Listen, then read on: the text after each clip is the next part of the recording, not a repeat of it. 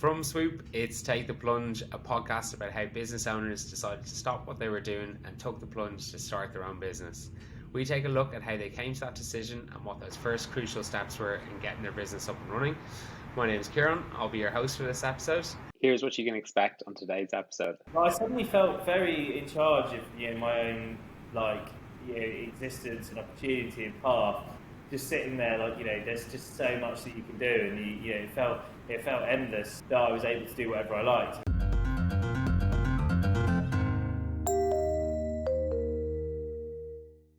Today, I'm delighted to be joined by George James, founder of Be Hooked. Be Hooked are experts in Sorry, I said something wrong there.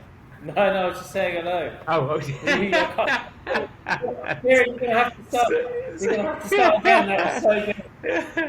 I won't interrupt this time. You go ahead. I was just like, I just always script the very beginning of this. Today I'm joined by George James, founder of Be Hooked. Be Hooked are experts in managing the online presences of the world's leading entertainment talent and their relationships with audiences and brands. Based on the Be Hooked formula, they turn your story into success. George, you're very, very welcome. How are you doing today? Yeah, good, thanks. Thanks for having me on, Kieran. Yeah, really, really good. It's nice and sunny in London, so... And it's Friday. It's Friday, yeah, so nothing to complain about. All good. Awesome. Well, if we could start and take you back to the very beginning. What were you doing before Be Hooked? Why did you quit and start Be Hooked? It's I started out as a musician. So at school, I got into music, wasn't very good at anything else, and got into drumming. And then I just went to uni to study music business. And after uni, it was particularly difficult to find a job at a record label doing the traditional stuff, which was A&R, finding music artists and developing them, which is what I really wanted to do. So I ended up doing an internship at a record label called Southern Fried, where Fatboy Slim runs the label. Nice. And through that I ended up doing MySpace stuff and digital marketing stuff, which was awesome, and I learned all of HTML coding, social media, WordPress, and all that sort of stuff. Yeah. And then after that led to me connecting with someone that had gone to my uni many years before, who started a new type of agency, a social media agency for entertainment. Yeah. And they were doing the X Factor, and I ended up working on One Direction one year, Little Mix the next year. And then I was known as Twitter boy. And then I started having bands come to me, and I wasn't really that great in the kind of corporate ladder. I struggled to please my managers and that sort of stuff. But I did build great relationships with the clients. So at some point it was like serendipity. I think my agency wanted to get rid of me, and the clients wanted to stay with me. So I left and kept a couple of clients. That's how I started Be Hooked. But that must have been pretty crazy, because the One Direction Little Mix up, that was kind of at the climax of X Factor, so to speak. So that was proper viral stuff. So were you just getting a real insight into how to really build and connect something kind of en masse? Well, yeah, I think the agency. It's hard to know whether. I was kind of always think that I came up with it. But actually, there's a guy called Jack Morris that I was working for. He worked for the agency that I was at. He was my manager. He kind of developed how to mobilise audiences using hashtags.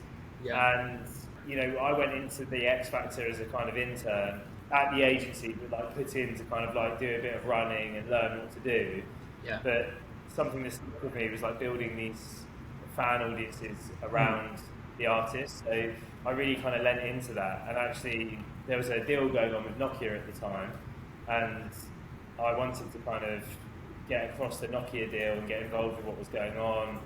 And I ended up coming up with the idea of connecting the everything that was going on from the handsets that were given out to the contestants with the hashtags of the different fan economies around the contestants. And there was a lot of competition going on. Nokia loved it, and that's ultimately how I then got hired into the agency to then do the X Factor the following year. So it was a real education in how to mobilise audiences, and we've taken that on for so many different of our clients with the script. We've got the script family, one of the biggest fan bases in the world. And we've used a lot of like our knowledge over the years to kind of apply it in different ways to different artists, because it can't always be done in the same way. Certainly, like using social media to like create touch points with fans is like a winning. It's a winning formula. And if you do that at scale, you create a lot of advocates that want to get involved and want to share the message, which is the secret to organic social. So yeah, definitely a bit of an education back then at the X level. And I suppose just one last kind of question on that before going into how to just get up and operational, because I'm just kind of genuinely fascinated. Obviously, as you were saying, Twitter, big platform back in 2009, 2010, was the up and coming one. Like, now that you're so established in an agency, like, where do you find time to make sure that you are finding the next TikTok or on that right platform to do this? Like, how do you find that balance? Well, it's really hard, and I think that as an agency, our billing model is pretty kind of standard in that we have different levels of pricing depending on like the service that we're offering. And for a long time, for the last 5 years, the focus has been on the big three: Instagram, Twitter, and Facebook. And depending on where the demographic of the audience is what we lean into the most. Yeah. What we're finding now is, the list goes on, and there's like, as you say, where do you find the time? There's TikTok, there's Discord, there's Clubhouse. For us, it's about I think that we are quite mainstream in the sense that we go where the audience is and where we're going to reach the most ROI. So our focus heavily at the moment is on TikTok, and we look at platforms like Clubhouse, but we would advise our clients on them, but we don't necessarily run them for them.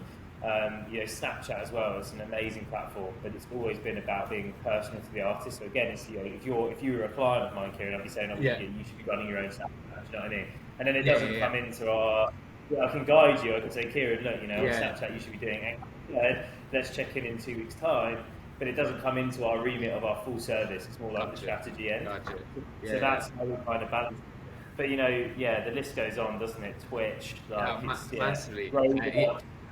Oh, I don't know how you keep up with it all. But actually, I did say it was the last one, but one more tangential question, just fascinated again on it. What are your thoughts in general on Clubhouse? On Clubhouse, I think it's amazing. I think the way that it came up was really fascinating. One of the best things I love on Clubhouse is the engagement groups. Yeah. So you can join a group of 6,000 people. And there's like one host who's saying, okay, in a minute we're going to do a follower sweep. You have to follow everyone above you and everyone below you. And if you do that, then you'll move up. And, there's like communities getting together to do stuff. And I think that that's really, really interesting, because it's not only a live radio show with a reward for being part of it, but it's also affecting everything on the internet from that point. Yeah. My only concern was I just felt everyone was a disc jockey. Taking your analogy, like I think we did. My co-founder Andrea, she was on one recently, just kind of talking about kind of funding. And instead of like getting questions, you just have people making statements about what it is they do and how they could follow and stuff like that. So you're kind of just getting like pitch. But maybe that was my small experience. I think when people take the stage, it's such an opportunity to get followers that I definitely noticed that as well. And Twitter rooms is like another audio example of like how people are kind of getting together doing a similar thing. You get the people at the end, they go, "Are there any more questions?" and they come on and go, actually, like, I just wanted to say that I'm a lawyer who's interested in Bitcoin, and it's just like, well, that wasn't what they were asking. It is hard, but I think that anything that gives the power back to the audience to kind of like help create, traditionally it's called user-generated content. I mean, that's a user-generated platform. I think it's like, it's an exciting space, and it's definitely the way that things are going, it's like for sure. Okay, less digressions. Okay, more back into you guys, and as you were saying, kind of, it was a serendipitous moment. You're now going to go start up, but how was the starting up bit like? Did you have to get financing aid to get up and running? Did you need to hire people? Did you get premises, or did you just kind of start to slowly do little pieces yourself? I think it was really challenging. But also exciting. it's funny looking back, and your B-Hook's, relatively like big company now in the scheme of things. It's not like, it's not a massive company, still obviously independently owned by me. But when I look back on starting it, I had an iPad because I had to give my computer back to the agency obviously when I left, and so I just had my iPad and my phone for the first couple of weeks, and I was working out of a Pret in Kensington High Street, which was near to all the record labels that were like my clients. The one on the corner. Yeah. Yeah, Exactly. Yeah. Well, I suddenly felt very in charge of my own existence and opportunity and path. Just sitting there, there's just so much that you can do, and it felt endless that I was able to do whatever I liked. I mean, so that's where I worked for the first month out of this coffee house, kind of just like trying to pitch and win clients, and then also from my flat as well. So I was doing that, and over time, I was lucky in some respects because I had this reoccurring revenue. My first business partner in Hooked on Media, which was the business before Be Hooked, we'd done some work together, so we had some business that she brought. I had the scripts and other stuff, so we didn't need to bring funding in, and I was able to kind of get the ball rolling and get stuff moving. What was really good throughout that journey was like the first time we got office space, had one employee, and then start building it up, and then suddenly that employee leaves to go to Sony Music, and it's all like the worst thing in the world, and business partner sideways. That you can see how it progresses. But, I think it's the fun. Anybody that's starting out, like those, you'll when you look back, you'll think that those first couple of years are actually the best years. So exciting. And exactly. And now when you've got an established company, you're constantly trying to grow it and build it and enter new markets and be on top of stuff, as we were just talking about. But when you look back, it's those first couple of years where you're like, I think you're working at your optimum, you're full of opportunity and excitement. And you are the business, right? Because if you're a single entrepreneur that's going out at the time, the brand is you, it's very much you, and that does naturally change, obviously. As you scale and you grow, the people become the company, especially in an agency, which I do. The people become the company, and then you're less the company. You're kind of guiding the company. It's its own thing. It was a difficult but exciting time for sure. And who was your first hire, and why did you need that particular person? So my best friend, we actually lived in a flat together. When I was working at the agency, and we did the X Factor. We couldn't afford our rent because he couldn't get a job. So we kind of decided that we would sell him as a social media expert to the X Factor alongside me. The year that Little Mix were on. So he came in to help me with Little Mix, and I basically trained him during that period on how to do social. And then shortly after that, we carried on working together. So once I'd stepped out, Ollie then came in and then started working accounts. And what's been great is, we've kind of worked off and on together throughout this kind of 8 years, but he still pretty much works full time with Be Hooked as a consultant, and he's, I would say probably better than me in digital marketing. So he was the first guy in. And then we had most of our friends from university came naturally to come and work for us because they were like, there's this cool thing going on, and it was it was a bit of a nice experience to go to work and be working with all your mates. But obviously that also has its challenges. As you start to grow as a business, you can't be going having the time of your life all the time and then trying to do what you were doing. So we had to get some grown-ups in eventually, but that was the first hire. And I suppose at what point, as you phrase it, did you feel we need to get grown-ups in, and kind of what type of grown-ups did you go for? So about a year in, my business partner left, and we split the company, and I started a kind of consultancy business to operate the clients that we had.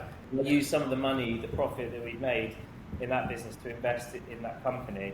And at the same time, I had built a relationship with a really experienced music industry director. He was a good friend, and was operating in the tour space, and his number one girl, who was also really experienced. So we decided to join forces as a free, Yeah. and that was when I kind of had more kind of adult management alongside Gotcha. me. Unfortunately, that didn't last. It was at a time they were working for Rihanna and they were traveling the world, and we weren't actually like working together. So we actually parted ways after 6 months. But that was the birth of Be Hooked, was then. Yeah. And then we parted ways, and I started again. But I'd seen what it was like to have a bit of kind of grey hair, older experience in the company, and what that would do for it. So then I started to bring non-exec directors and board people to advise me, because I couldn't hire these people full time. So I've since kind of 5 years ago, I've had a pretty consistent advisory board. My lawyer, my accountant, and advisors that have worked in the industry that I pay one day a month, and I definitely recommend this to people. £500 to come in and just sit and you spend a whole 4 or 5 hours with them, bit of admin time outside just to kind of steer the business where it's going, and I find that really useful, and I've probably got several people that I use now on that basis,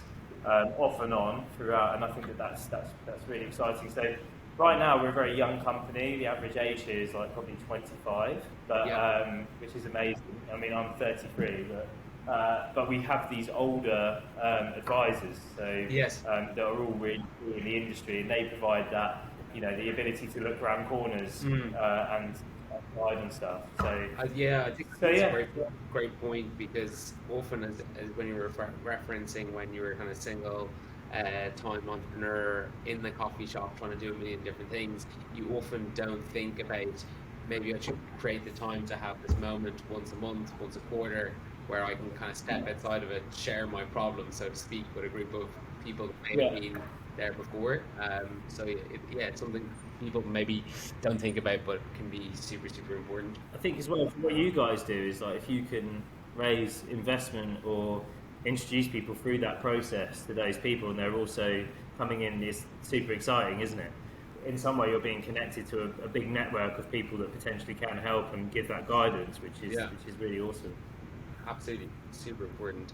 What I'm really interested in is like the relationship side with agencies are so important, like particularly when it comes to the artists and some of the caliber of artists that you guys would work with. As you scale the company, how do you manage passing some of that kind of relationship over to other people to manage those relationships that you work so hard to cultivate? Is that pretty hard? I mean, look, like, it is really hard, and I think that my management style has always been to try and identify people that are able to kind of like take that on and handle the relationship side of stuff. And I think that what's really great about Be Hooked is that there's lots of people that come and that's not for them, and it's quite challenging, and then they decide to leave. But the ones that stay and like take that on generally go on to either be here and be quite significant in the industry because of their relationships, which you don't get if you're not with social. You're so close to the artist because it's such a personal thing. You are like in touch with the lead singer of Glass Animals because you have to be. Whereas if you work at a record label, you might be the lowest down in the and you're not speaking to them because the boss of the label speaks to them, and that's a very high up. That must work to your advantage massively, because it is so true. It's so personal if you're on their socials that you're getting such a strong relationship that I'd imagine for kind of new business development, the opportunities you guys are getting because you've got that connection is far greater than someone who's coming from a more removed standpoint. Yeah, I mean, we probably don't maximise it enough, but having those relationships and like being able to kind of connect with BizDev is massive. There's probably 10 managers in the music industry that actually manage most of the biggest artists, and if you've got good relationships with them, then you're going to keep winning the business. So from a BizDev point of view, it's great. And I think that also for us, like, we do 70% music and 30% is like all brands, lifestyle, fashion, gaming. And when you're speaking to the marketing directors at those companies, and you're saying, you can come to the script and come backstage and meet the script, they all love it. Pretty effective. So they find that quite exciting. And when you go in and you're pitching and you play the show reel and it's got all the bands in, they find that quite, they're like, wow, this agency's really edgy and cool. They must be, otherwise why are they working with loads of music artists? It's played into our hands in that sense as well. So having strong relationships that's the key, isn't it? Yeah. And I suppose I'm interested there in that obviously music is at your core, but as you say, you're moving into other verticals. At what point did you decide to expand and look into other verticals? How far into kind of the business cycle or business life did you decide to expand and look into other opportunities? I was quite astute when it came to like thinking about modelling up the company to the levels that it needed to get to, and I was hearing conversations in the industry about retainers that were available, you know. And in the music industry, obviously because it's a band, the budget isn't the same as what you'd get if you were doing Twitter, for example. Mm-hmm. I'm also very, and I have been doing it for a long time, even way back when I was an intern, I'm fascinated by the power brands can bring to talent and the power talent can bring to brands. Mm-hmm. So I was always in that space of like, how do I connect, you know, the scripts with Sennheiser? And through that, you hear conversations about what these people would actually pay. So that's how I kind of was like, okay, well, if I diversify, if I use what I've got here, which is super sexy, to speak to people that have money, and if there's synergy, then I can scale this business. And yeah, that's kind of where I was at. And my dad is a quite keen business guru guy. He never invested in me, but to kind of have that guidance and advice, you know, in your mid-20s was probably invaluable as well, you know. I'm thinking, can I take all the credit for diversifying my I'm not sure. Maybe I can, maybe I can't. Maybe it was a bit of a kick in the right direction. Yeah, maybe. I imagine your own role has changed massively as the business has grown and evolved. Are there certain aspects of the job that you've been happy to take that hat off, like here, go do the financing, go do the accounting, or are there other aspects that you've always tried to kind of keep hold of all the way through? I think as a founder, like the finances is something that you'll never lose. In my company, I know where every pound is, and I probably know where every penny is as well. Like it's like I've been astutely kind of aware of like running a company and building up a cash buffer since I started. It's been like a thing where I wanted to achieve that. So finance is something that I always, obviously I've got a team with me, you know, I'm lucky that my EA, Mia, is a keen finance person, and she sits across our accountants team and makes sure that everything's sorted there and that we're all in check, and she helps me run the finances. So I've always kind of sat across that. I mean, I think that my main role is business development, so progressing the company and the vision. But over the years, I've had to step back into the operational role, and I wear a lot of different hats. And actually, more recently, I had a managing director who was fantastic for about five years in the company, and she's recently left. So I've had to step back into the managing director role and kind of look at company culture, what makes people tick, how we're going to deliver beautiful work. And I'm right back into that role. Quite like to be on the offensive, like new business role. But it's quite interesting. I mean, I like to think of like building a triangle, which I've never actually got to. But like you've got like me at the top of the triangle, and then it's quite funny because our logo's a triangle, and then a really great operations person, a really great finance person, and a really great new business person. And then if that triangle, that's great. Whereas I don't have that at the moment. So at the moment I am the triangle.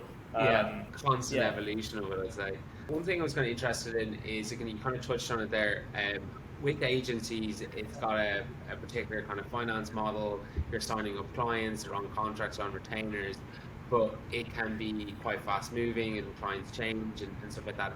How do you account for that? Do you always create a certain percentage of cash buffer, or how have you kind of modeled it as a business? We've got like I tried to reach a target of a 30% margin on our billing as our profit, and a 50% gross profit margin is kind of like that's our base level, and then that provides with that cash balance, that builds up over the years. So if suddenly, it used to be if suddenly all our clients went, how long could we survive for? Or if I decided that we were going to become a t-shirt company, how much cash do we have to keep everyone employed while we pivot? So, I always had targets. I have 3 months of cash, 6 months of cash, a year of cash. and that's how I kind of work to to deal with that. Because so as you say, like, you have retainers coming and going, and you need to be there to adapt to that. And different periods as well throughout the year is like you get really busy periods, and then you get slightly slower periods. This is like what's great about starting a business is that you go on this journey, and if you're kind of really engaged with it, and if you truly want to build something amazing, then you learn all these patterns about it, and it's almost like its own thing, But you have to, a bit like a Tamagotchi, you have to have the stuff to feed it, keep it going. You know what I mean? But it is there, and it's interesting. And with, I suppose, like live events, live music taking obviously a big impact during COVID, did that affect you guys at all? It did during lockdown. Yeah, I mean, like it was there was kind of like a 24-hour period during the first lockdown where we suddenly everyone started panicking. I think that I was actually in New York like kind of 48 hours before the UK locked down completely. And I remember just receiving messages from some of the senior guys here, like everyone's trying to cancel their retainers, especially from our live music stuff. So we had like 15 clients leave, but then by the time I landed in London, there was 15 new clients that needed to do digital because they were like freaking out that this was like the only way they were going to reach the audience. So we actually like kind of punted off our loss almost immediately. It was one of those weird moments of like, oh, we would have made a loss of X, but we've actually comped it with new clients. So, and then throughout the pandemic, it's been we've just had to adapt as an industry. I think there's been like loads of new services like Drift, which is a big live stream service that started, and people coming into the space, and now we actually stepped into VR, so we were doing VR gigs as well. Right. So partnered with a Chinese company called Photon Lens, and we've been doing VR production and all that sort of stuff. And now live music's back, and it doesn't feel like anything's happened, and we're all just back in normal life. Just going. It's pretty strange, but it did at the time. But we were lucky, definitely lucky. Nice. And then I suppose finally, just looking forward then for you guys, what is it you're trying to do next to take Be Hooked a little bit further and grow the business to the kind of the next level? What is it you're looking at? So right now, like what we're doing is kind of having a period of kind of reevaluating, like the culture, like the team that we have here, what we do as a company, and we're a tech stack creative marketing agency that allies to the entertainment industry. We have our own technology, which is amazing, and we work with some awesome clients. But for me, once that period's done, I'm looking at businesses that synergize with Be Hooked. So companies in the West Coast of America and that do slightly different stuff to us but in a similar way, and a couple of businesses here in London. And my plan, keeping it independent, so not looking to kind of do anything like massive right now, but my plan is to buy up a couple of other companies and consolidate them, and create more of an international base for our business, because our clients can be anywhere in the world at any given time. And just trying to operate in one time zone with a small New York satellite office, and we did have Los Angeles, but with COVID we kind of had to shrink down. A truly global creative tech stack agency that allies itself to this industry is where we're heading. Nice. Awesome. Thank you so much. I absolutely love chatting to you. Fair play, like from that corner in Pret and how well to where you are now. So really appreciate you sharing absolutely everything and being so transparent. There's like so many good nuggets for anyone either working in an agency or starting up an agency there. So massive thanks, George. Really appreciate it. Well, thanks for having me on, guys, and loving what you guys are doing as well.